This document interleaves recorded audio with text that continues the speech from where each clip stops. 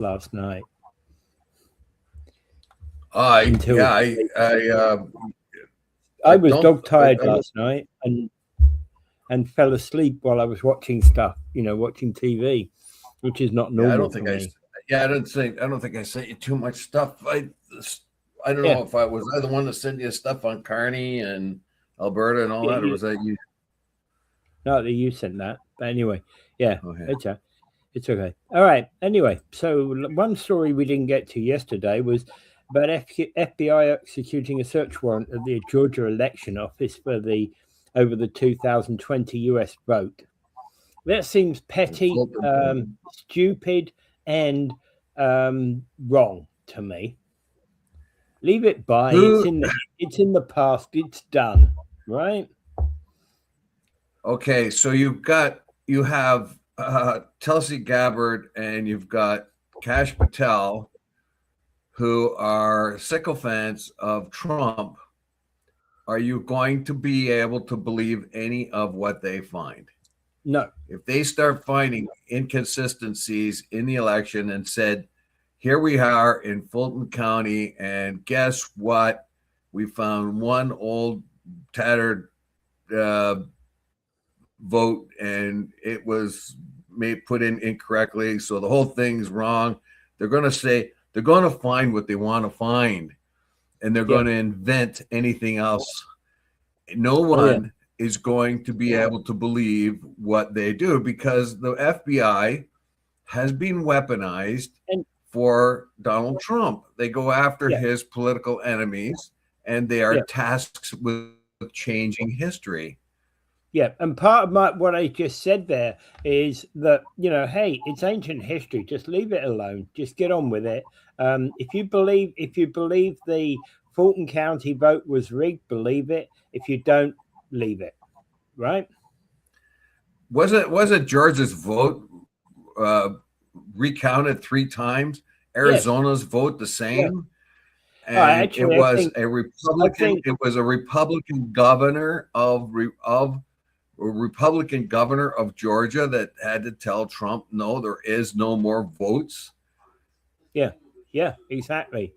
And and basically, but what of course Trump is saying is that since he won both Arizona and Georgia this time around, that there must have been something askew. And to be quite honest, Georgia is finding itself. Georgia has long been a a Republican only state, and is now finding its voice. It's doing different. It's a changing state. It's become a purple state. It's become a Yeah. purple state, right? Yeah. It's become purple. So it's not blue. But It's not red. It's purple. according to It might be a Gary, little bit more reddish, but yeah, but according to what? Gary, we're biased. Yeah, yeah. Well, definitely when you see all the light, when you see Christy Noem and Miller go on and they are representing Trump and they say that a guy tried to do mass murder on and was a domestic terrorist and he was shot 10 times in the back as he laid on the ground, weaponless. Yeah, I don't think I would definitely say I had a bias against the Border Patrol and the other Trump goons in Minnesota. Yeah, I definitely would say that. When he says he's going to put 100% tariff on my country, when he tax my country, Canada, when he keeps needling us and pushing us around, yeah, I have a bias against the goof. The big orangutan will fall from the tree, Gary. The orangutan will fall from the tree. Mark my words. Okay, why not worry about Cario? About what Cario said about Jody. Oh, okay. That's good. That's better. That brings it back down to home area. I didn't know what Cario said about. Is he said it of late? And Gary's also saying worry about what's going on with non-elected officials. I very much do worry about that, Gary. with this whole. We were talking about this myself, Angela Brown, and Justin O'Donnell yesterday. We were talking about this whole question about adding in. They of course don't know Bob Gale. Because they're from St. Catharines, they basically said the selection of Bob Gale by Doug Ford was wrong, and they, like I believe, that we should actually, part of our election when we elect the regional councillors, is we should elect the leader of a regional council. Well, unlike a lot of people, I don't have anything against Bob Gale. I went to school with the guy. I know, right? I know his character. I mean, he's hot-headed and he's grumpy, but he essentially, in his core, he's a man of character. He's a good man of character. So I got nothing against him, but the process by which he was put into office, yeah, you could have issues with that. Was it they put him in there for expeditious purposes? And isn't that chairman supposed to be chosen by the chair, by the other representatives? Absolutely. Yeah, absolutely. All right. Okay. Yeah, I absolutely do agree with you 100%, that it should be either decided by the people or it should be decided by the councillors and not by not by the provincial council. All right. Yeah. Yeah. All right. Moving back to that's a good point. Oh, that's a very good point. Yeah. Okay. Moving back to Georgia. As I say, I think just leave it in the past. Well, you know what? Even if they do find, the problem is if they go in there and they do find irregularities that were in favor, who's going to believe them? Because what everybody expects is they're going to start digging around and manufacturing evidence that they can't prove, and they declare that the election was stolen. We do know that Georgia had recounts, that there was a Republican governor that would jump backwards for Trump in all things but cheating. He will not produce 12,000 votes that weren't cast, and that's what made Trump bitter. All you have to do is look the other way and pretend 12,000 votes were cast. That's all they need, 12,000 votes. And we do know that Trump was being led down the garden path by his advisors, his initial advisors, according to Smith's testimony lately, were all fired. They all told him, look, you lost, including Pence, who said you lost, wait till next time and we'll get him next time, which he did. And then he got rid of Pence, and he denounced Pence for being a weakling and all that when Pence was following the rules and the laws. So was his original staff. So he fired them all, and he got people in there to tell him what he wanted to hear, that you won, you won the election, it was fixed. And in his egomaniacal mind said, yeah, that's it. So now when they go into Fulton County and start digging around there, don't they have better things to do, for one thing? And if they do start digging around and find so-called evidence, who is going to believe it? No one is going to believe that evidence. And they'll probably hold it, and they'll say, we have this evidence. Well, let's see that evidence. Well, we can't. It's an ongoing investigation. But it shows clearly that I won the election. But you can't see the evidence because it's an ongoing investigation. Some brutally stupid thing like that. Well, I think Trump wasting a lot of time and resources going after his old enemies, his own perceived enemies. I mean, seriously, he's got a whole lot more important stuff to do. That's why I said leave it alone, leave it in the past. Who cares? Right? Anyway. Well, it's something that's irked him all along. He's going after his political enemies, and he's wasting a huge amount of resources going after them.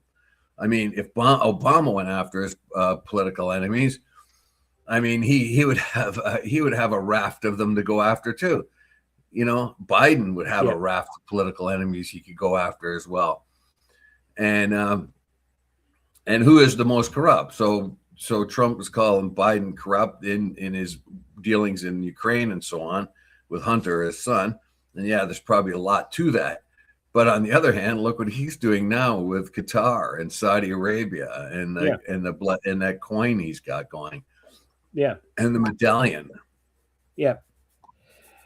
All right. I was driving yesterday, and I was thinking, hey, with everything that was going on in America today, I'm surprised that Bob Dylan hasn't come out with a new kind of 60s era type song about what's going on in America today.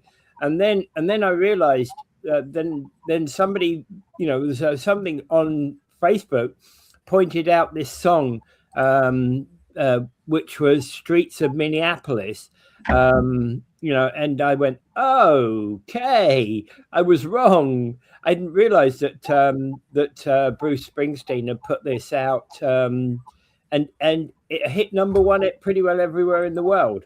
There you go. As it go, and don't follow the modern songs. Yeah, this is kind of reminds me of the song "Ohio" by Crosby, Stills, Nash and Young, when there was 4 killed in Ohio in a demonstration. This is getting to the point where your nation's songsters are making up songs about you and calling you King Trump in the lyrics and talking about jackbooted goons stomping on people. This is not good for Trump. It is not good for his reputation, particularly when they lied profusely about this guy Pretty. Just overwhelmingly, like 10 bullets in the back as he's lying down. Come on, and then they he said he was bent on mass murder, and said he shouldn't have had a gun. But in a breath, 2 days before that, they would have said, as every American should be armed all the time, because that's what the Republicans say. If you're armed, it's going to be a safer place if everyone's got a gun. So he had a gun. Yeah. And of course he didn't brandish it. But in any case, so the people of Minnesota, of course, have been very clearly against this. A lot of Trump supporters are turning on him. A lot of Republicans are turning on him.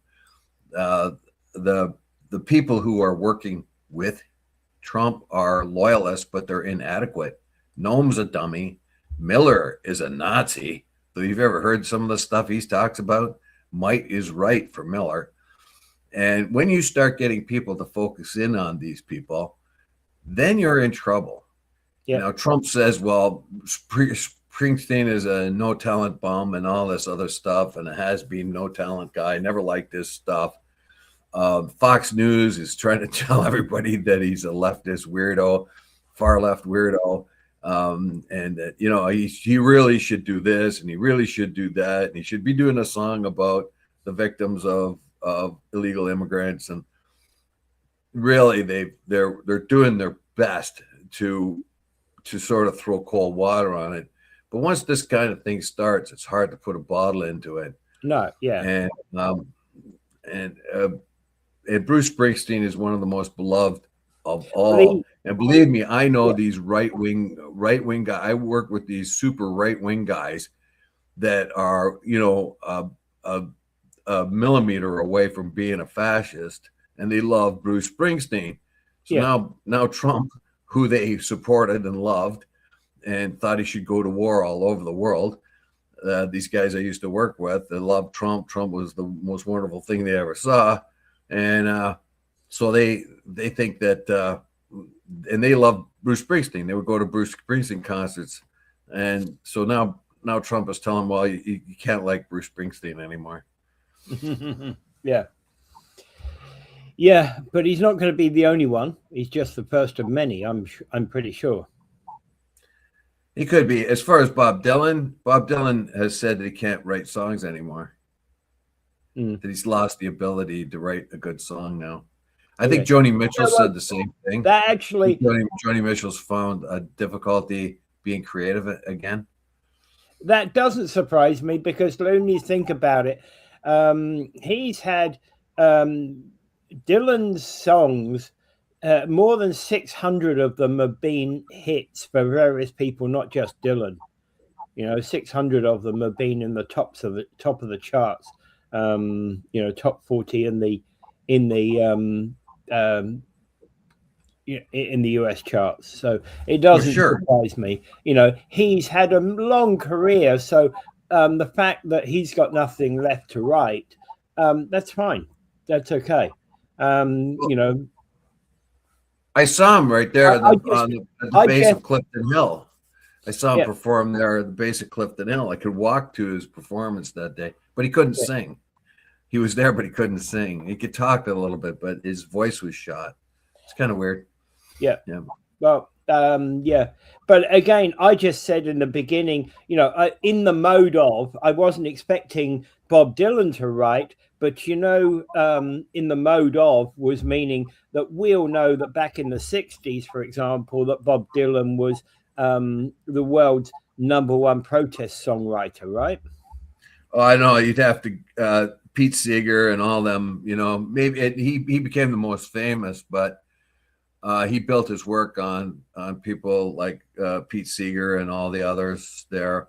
I think he became a protest, like Blowing in the Wind and things like that were excellent tunes.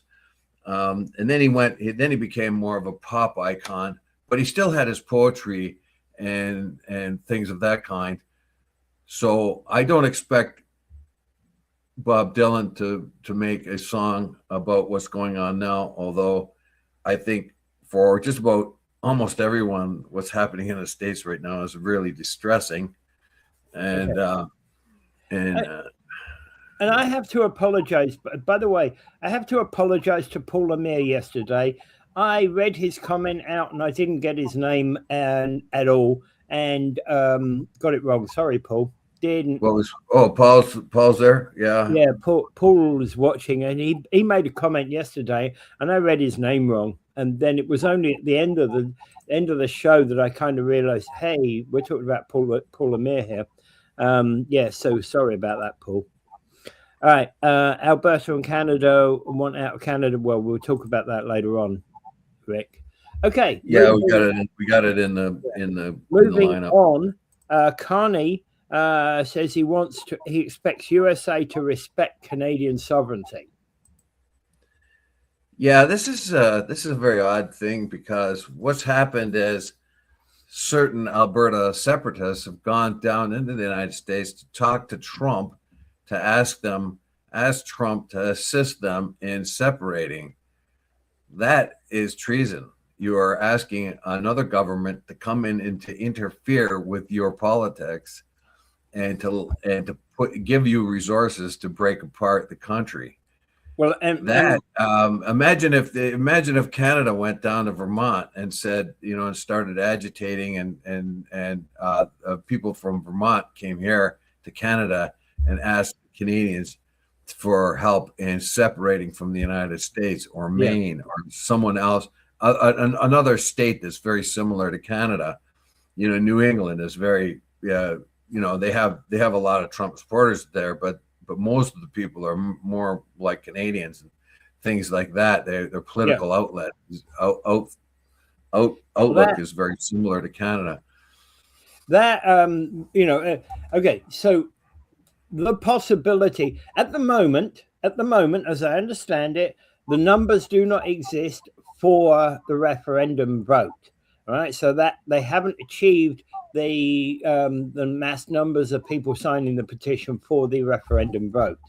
And at the moment, according to some statistics that I read yesterday, only 1 in 5 Alberta voters support the separatist movement. But that said, wind the clock back to the Brexit poll, which shocked everybody. So we can't count on anything. So Alberta,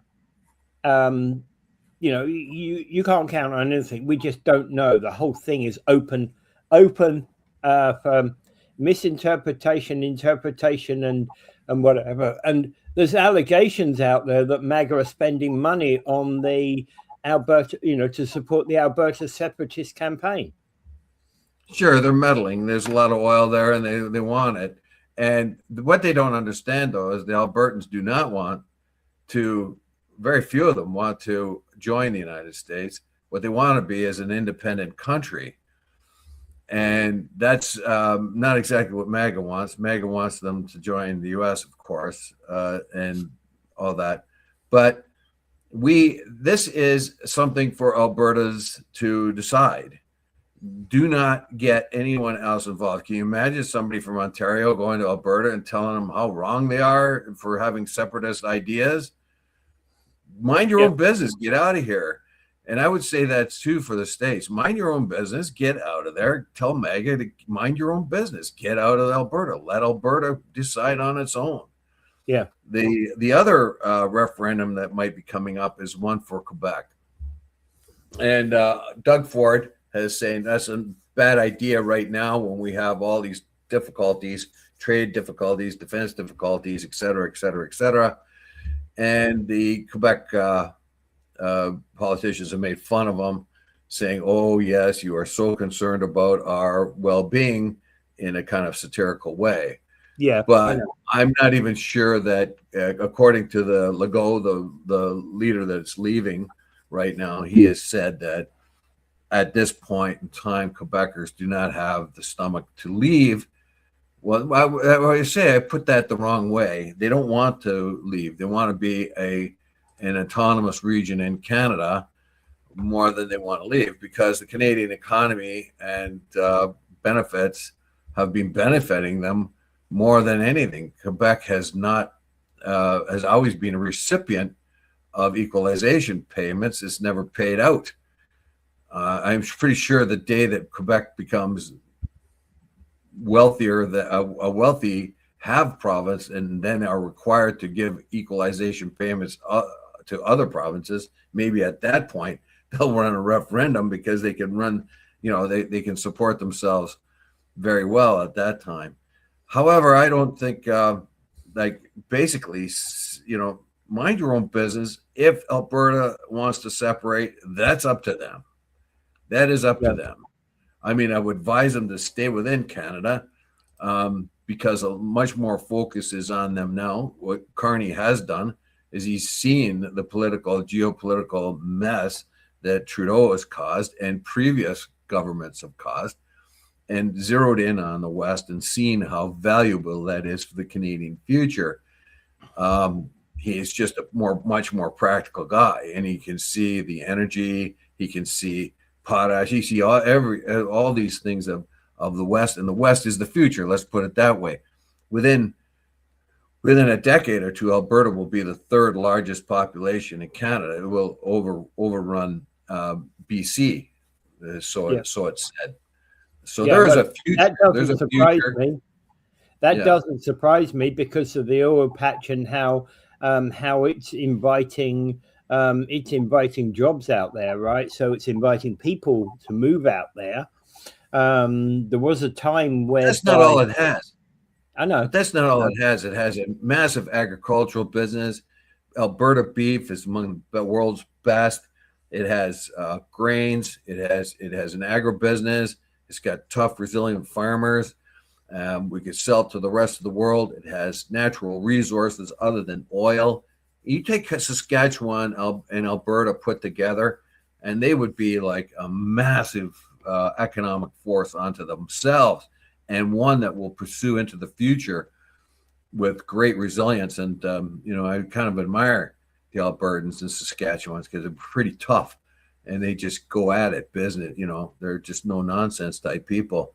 So, but if they want to separate, that's up to them. I would advise them not to, but it's up to them, and everyone else stay out of their business. Yeah, absolutely. And everybody else has got the right to their opinion, but but again, as you say, stay out of their business. It's not. We've got a right to our opinion. We can voice our opinion, but we're not the ones making the decision at the end of the day. That's right. Mind your own business. Get your nose out of there. Let the Albertans determine their own fate. Yeah. All right. moving next. Trump threatens Canada Here we go again. to tariff and threatens to tariff and decertify Canadian aircraft in the latest trade war because it's accusing Canada of illegally blocking certification of American jets. And it's like, what?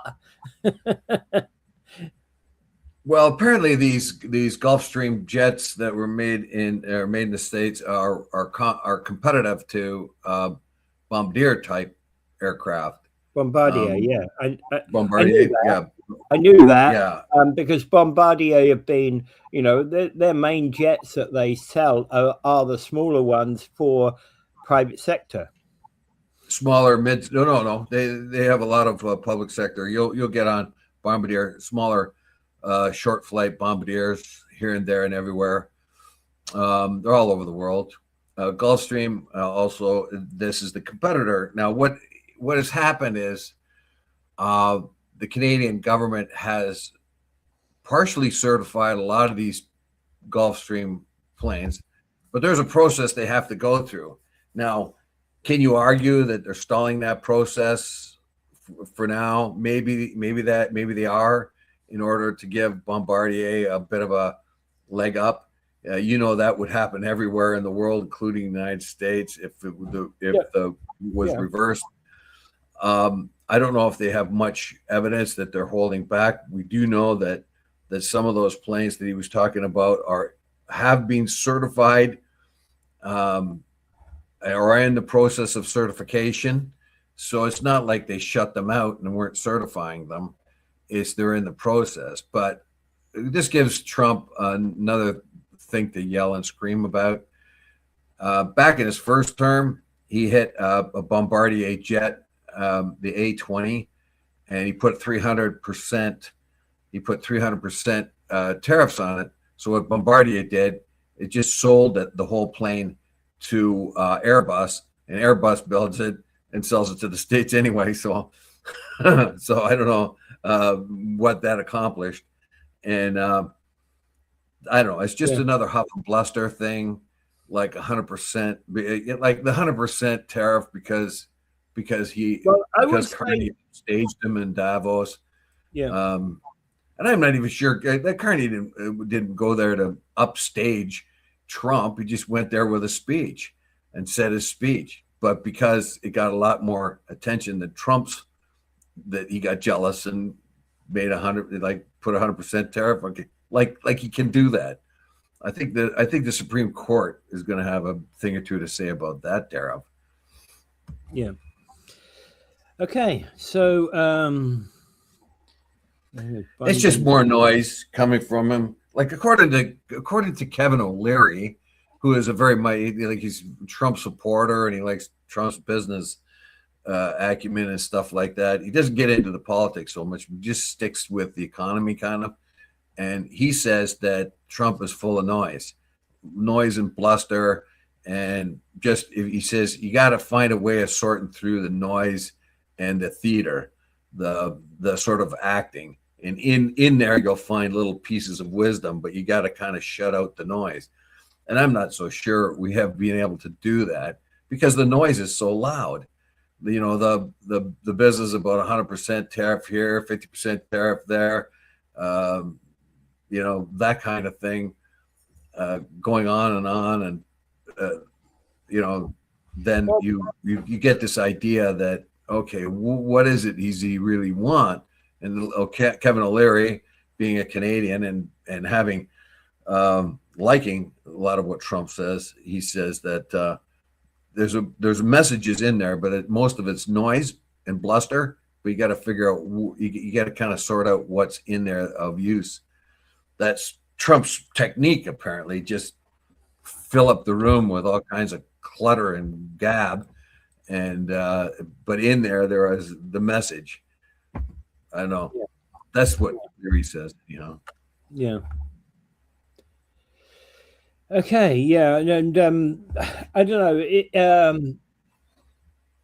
The thing is about anything like this is that certification I don't know enough about certification of aeroplanes, but I did work in the airline industry, and I know that every nut and bolt has to be certified.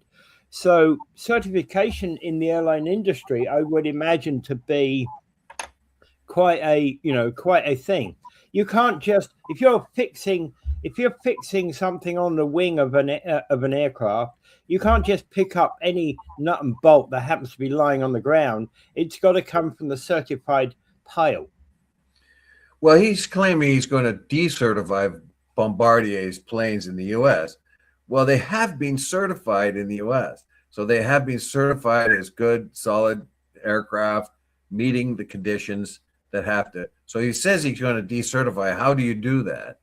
Now, whatever he's got a Trump appointee in the office that could kind of look at the certification. But how do you take a certified airplane and suddenly say it's uncertified?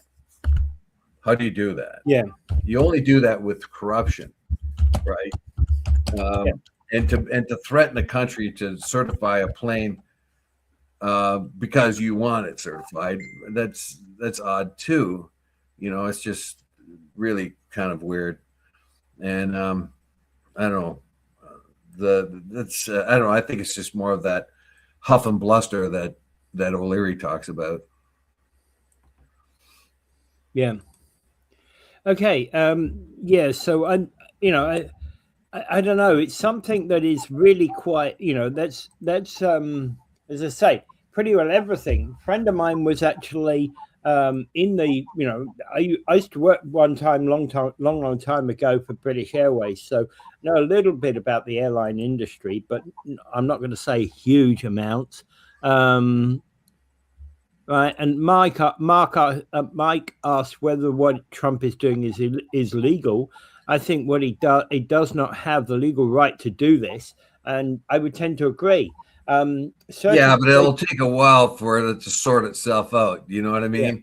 Yeah. He'll say this, and then the lawyers will have to get involved, and the judges, and all that. And it takes a long time to kind of sort it all out. In the meantime, he'll appoint judges that are his judges, blah blah blah, and then he'll tell us that the judge that ruled against them is a left-wing communist. And I mean, it would just delay. So it's important for the Canadian government to kind of soothe the orangutan in some kind of way. The huff and bluster business, I think we're kind of used to it now, that it's going to be a lot of noise, a lot of insults, constant insults, like Carney is the governor Carney, and blah blah blah, and that kind of thing. So that's just the technique that Trump uses, and we're kind of used to it now. So I don't know what they will do. They'll probably appease him by assuring them that the certification process is ongoing. Sure, they are partly certified already, but as you said, every little bolt and nut has to be certified. And the Canadian government is responsible for airplanes that fly in Canadian airspace. So they do this the same with Airbus, or where that one in Brazil. Brazil has a fantastic mid flying mid-range plane. Starts with E. I forget the name. They got a fantastic one. They're all over the place too. So anyway, that's all I can really say about it, is that they pretty much just have to sort of go out there and calm him down and say, but that's part of his thing, is to yell and scream and throw out a lot of accusations. So we're used to it now, and I suppose there's ways in which to deal with it. He's gone off the lid again. He's having another temper tantrum, so let's just wait till he calms down. Thank you for saying that, Dave. And this may be the press, but I have to say that pretty well in the last 2 weeks, I'd have to say that every picture I see of Donald Trump, he is so angry. Right? Well, he's not the golf player image of typical of Donald Trump. He just looks so angry at the moment. Well, yeah, you're right about the press though. They picked the pictures. Like, I know. when Time magazine put him on the front of their magazine, he hated the picture they took. They took a picture of course, everyone's trying to get a different angle on him. So they took a picture of him from his one side looking up, and Trump thought that was uncomplimentary. So that's the first thing he said. Like, does that really make any difference? Like, he's just a different angle on him. I don't know. Yeah. But of course the press like to do that. And believe me, the left leaning press are going to make him look ugly and whatever else they can do. The right leaning press is going to make him look like a hero guy. And that's the unfortunate situation that we find ourselves in, is try to get to the bottom of the truth of things when you have agenda-driven news. I mean, well, Bruce Springsteen's song a little while ago, and I went to Fox to see what they said about it. It was just a ramble, like anything to defend the orangutan, and I don't know. And I'm pretty sure on the other side it would be virtue signaling all over the place from the left. I think sickening these CNN and Fox. Well, Fox is just a joke; it's humorous. But CNN is just come on. You need Trump to survive, and that's why you're obsessed with him. So I don't know. American news is just total. But again, hey, since January 21st, when Biden took over in the US after the presidential election, I'd say to today, there has not been a single day where Donald Trump's picture hasn't appeared in the press somewhere. Look, when Donald Trump lost the election in 2020, it was a death knell for CNN and the other left-leaning newspapers. They had nothing to talk about, and even the right-wing paper like Fox lost a lot of viewership because they had nothing to talk about either, or less to talk about. But the left-wing papers or left-wing media, they were stumped. They had nothing to complain about Trump, and their viewership went way down, just plunged.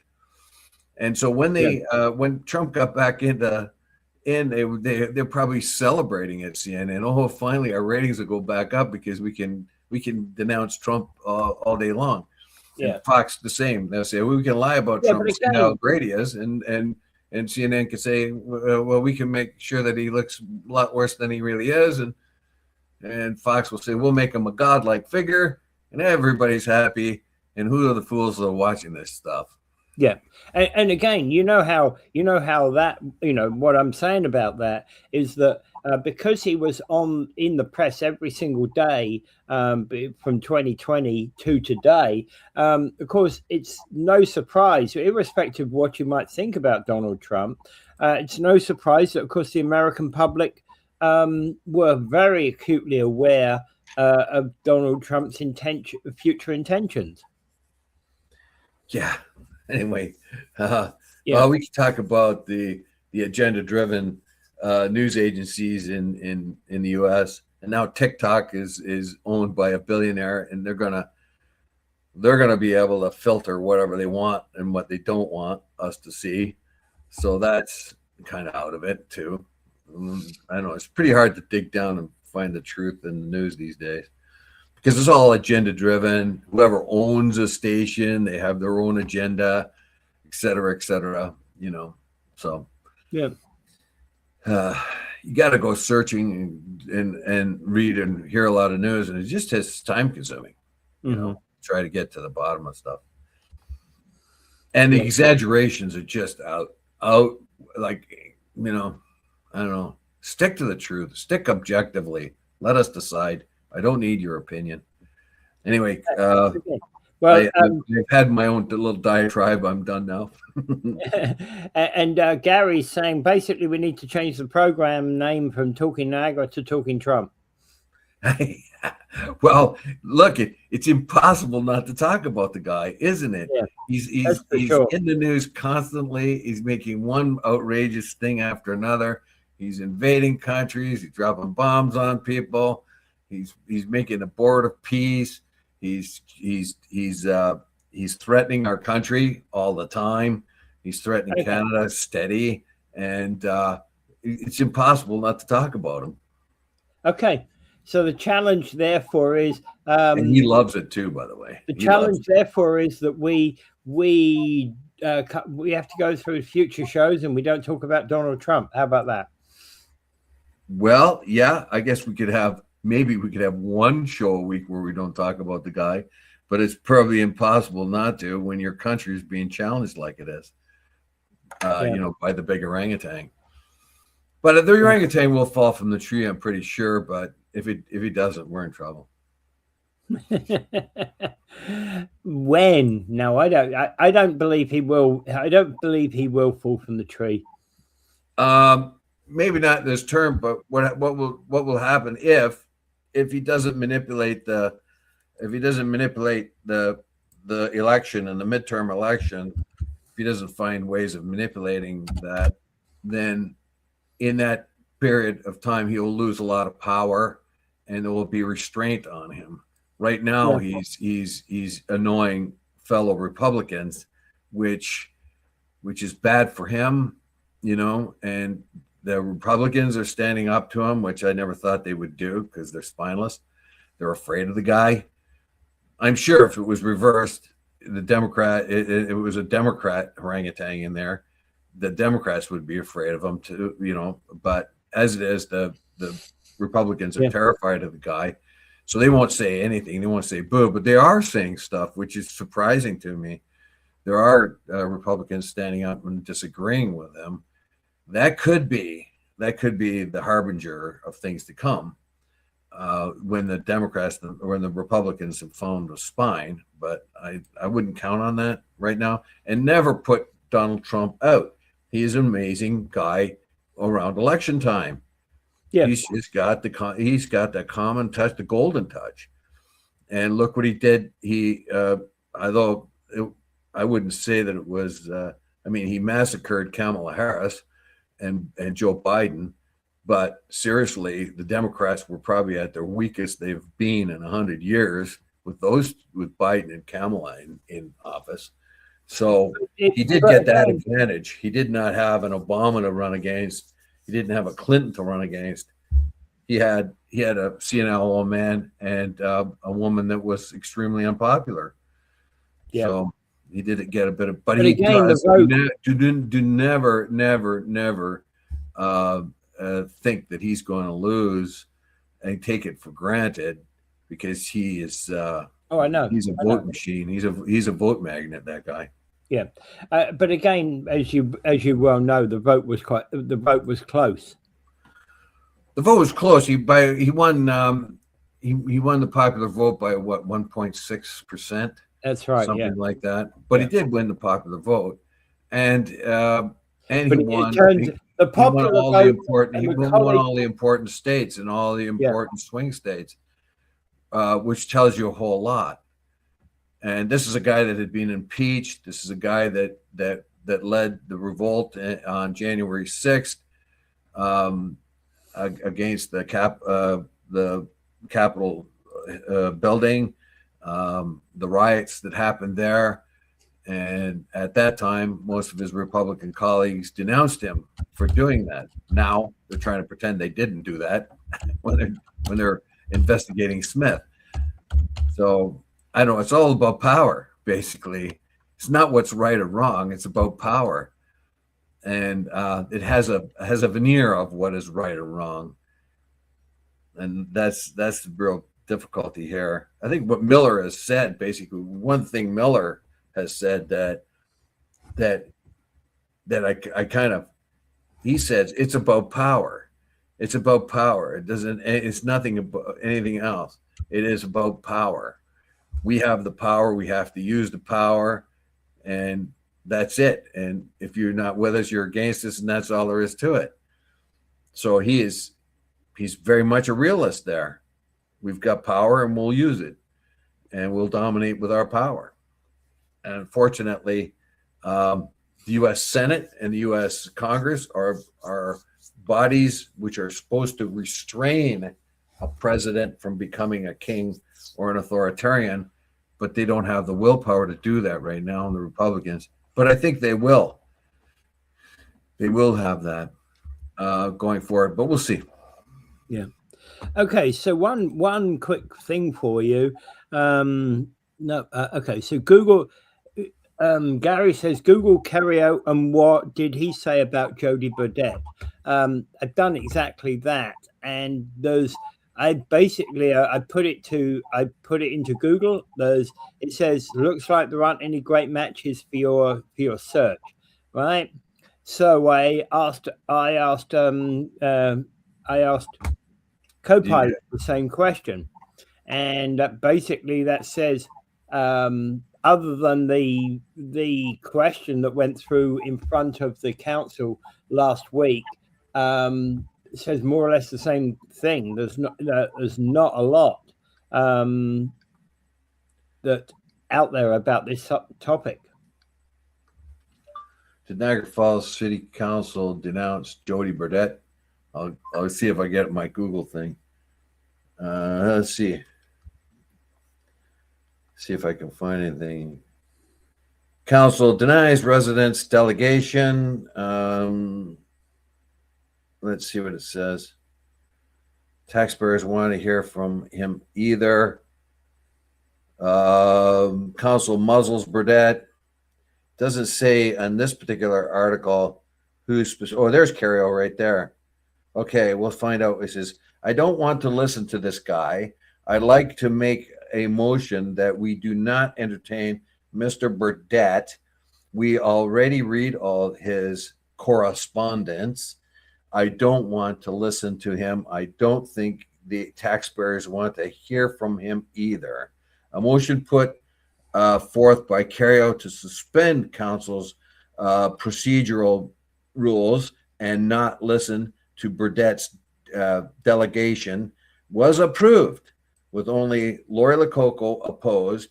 Councilor Ruth Ann Newstag was not in the room when the vote took place. In an interview, a city clerk, Bill Mattson, said he took Cario's denial to be just for Tuesday's meeting and not for the future. So that's what Matton's interpretation is. So, and also it says here that this is Cario also said, this is the same gentleman that's cost our taxpayers over $150,000 in frivolous and vexation reports to the Integrity Commissioner. Yeah. So that is what Vince Cario has said, according to the Niagara Falls Review. Now, how did I miss that article? How did I miss that article? Well, actually, it doesn't appear. Oh, it's only 17 hours old. That's why. Okay. Yeah. Okay. So that would make sense. I don't know. Yesterday when I looked at the review, I didn't see that article. I subscribed to the review electronically. Yeah. All right. Anyway, that's something, and yeah, you can't restrict a guy from coming in, and the $150,000 of Integrity Commission is regretted if it's not. I don't know. He's doing what he thinks he should be doing, but they're going to fine him $5,000 because of the vexation and frivolous nature of his things. But the bottom line is you cannot restrict them. You can't. Maybe you're able to restrict them from one meeting for something or whatever, but I don't know what the procedure would be there. You still have to make sure that he has his rights. Yeah. All right. Thank you. Thank you, Gary. I'll Gary? The link. Yeah. Thanks, Gary. Anyway, that pulled us back home too, which I appreciate. We're blabbering on about the world events and the big orangutan, and actually, when you really press the reset button, what's important is what happens at home. So thanks for bringing us back into focus there. All right. Okay. The final item call that we had today was about Venezuela's new president signing a law to open the oil sector to privatization. So essentially, she's fulfilling Trump's wish to actually make it allow the Americans in. Yeah. Now, when I read that article, I had to say to myself, is this one of Trump's adventures that will work out? Will it work out for the Venezuelan people? And I'm thinking to myself, they are opening up their oil. Of course, they have very little choice. She's got very little choice. It makes it look like she's made the decision, but the decision's been made for her. It's been made in the White House. And all she's doing really is putting a rubber stamp on it and make it look like theirs. So she's opening up the oil fields to privatization, which Hugo Chavez took away from them. There was only a handful of foreign oil companies that stayed, including Chevron, which is the U.S. one, after Hugo Chavez put the hammer down and nationalized everything. Well, that didn't work for Chavez. It worked for him initially because of the high price of oil, but because of the corruption and the ignorance and all that other stuff, the oil industry started to tank, and they need private investment to come in there to modernize things and to bring it up to snuff. That I don't think that anyone is arguing, not even the Venezuelan socialists are arguing that one. But what we have now is a government that is doing what the U.S. administration wants. Now they can go around and say, "Oh, we're tired of listening to Trump, and we're asserting authority," and we all know that that's a big lie. Well, and what is out there right now is the Trump administration says, for now at least, you all got jobs. All you people in the government got jobs. All you people in that Maduro's political party have all got jobs. And if you want to keep those jobs, you're going to do what I tell you to do. And that is open up your oil. And this is how much money you're going to get. So in the long run, though, will this work for the Venezuelan people? Because more money will come into the country. And if the United States does that and makes sure that the major amount of profits go back into the country, and the country will build itself back up. They have 8 million Venezuelans living outside that country now because it was impossible to live there because the standard of living kept collapsing. Well, now it will be bolstered again. It will be a very, at one time in the 50s and 60s and early 70s, Venezuela was making more money. The Venezuelan people were making more money per capita than the American public. So to reintroduce a private enterprise to get this up and running again is a good thing. It seems to me that it's very much like China and Vietnam and Laos and those countries that are socialist countries, or actually communist countries. China and Vietnam and Laos are communist countries, but they have converted a lot of their attention to private enterprise, and I think that's what's going to happen here in Venezuela. It's going to be like a China-like socialist country where capitalism is embraced, but the country is run by a strict authoritarian regime. We'll find out. There's been no attempt so far for a replacement of the government and somebody coming in who won the election to actually come into government and run the government there. I don't know when they plan to have their next election, but I think it would be carefully done to make sure that there will be no upset again in the private oil industry. So it may work out this Trump adventure may work out very well for the Venezuelan people. So credit where credit is due in this particular case. I'm not sure that was his intention. He definitely wanted the oil. He doesn't care too much about the democracy, but it may work out for the Venezuelan people, and I hope it does.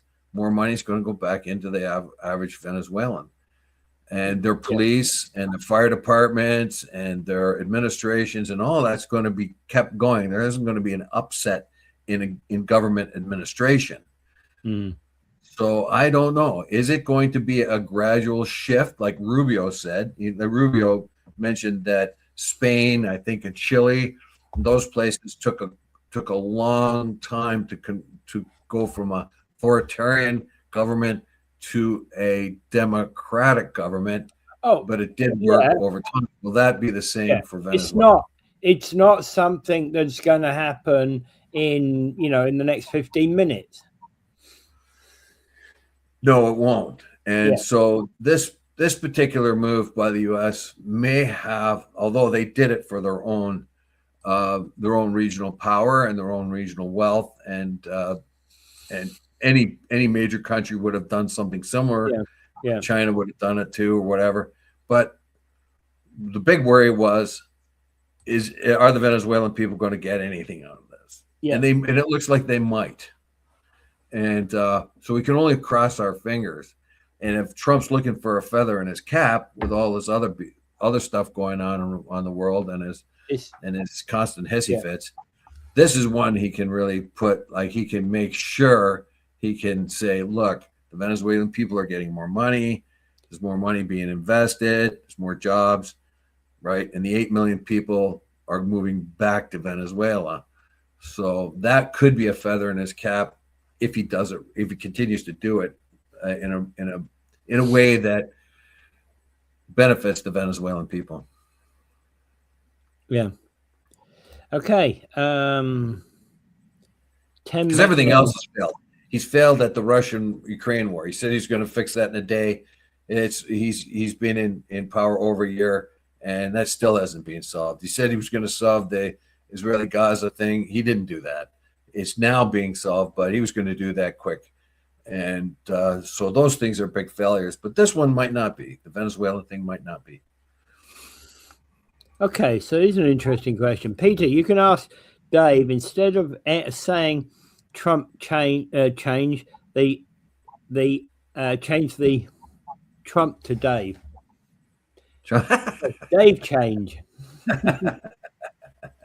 Well, that big orangutan Dave, if he just shut up and just mind his own business, that orangutan Dave. Yeah, I agree. Get off the air, Dave. Leave me more time. Just say yes or no. Tired of the airwaves. Just say yes or no when I say what I'm saying. All right. I'm the greatest there is. So just say yes. Well, Dave's going to start his own Bitcoin. Dave's going to start his own Bitcoin and get a medallion. And Dave insists on getting them on the Nobel Peace Prize. Oh, I think I support the Dave Wheeler getting the Will's Nobel Peace Prize. Yeah, I can support that. King Dave, the world's biggest blabbermouth. That's true. Hey,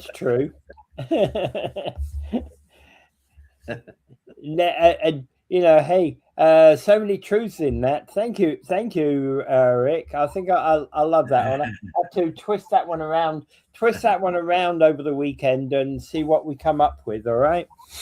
I got to go get a tanning machine so I can start looking orange too. That might help. Yeah. Why didn't you get yourself a tanning machine? Orange man, Dave.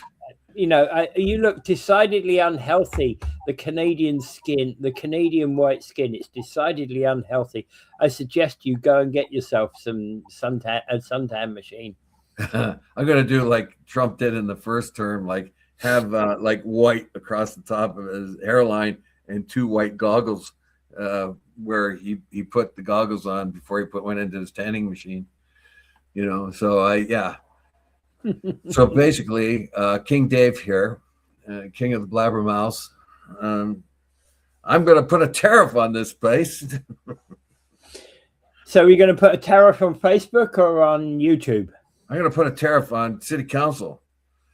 Okay. Unless they reduce my taxes. Okay. And okay, so we'll reduce Dave's taxes, but we'll put up everybody else's. Is that right? That's exactly right.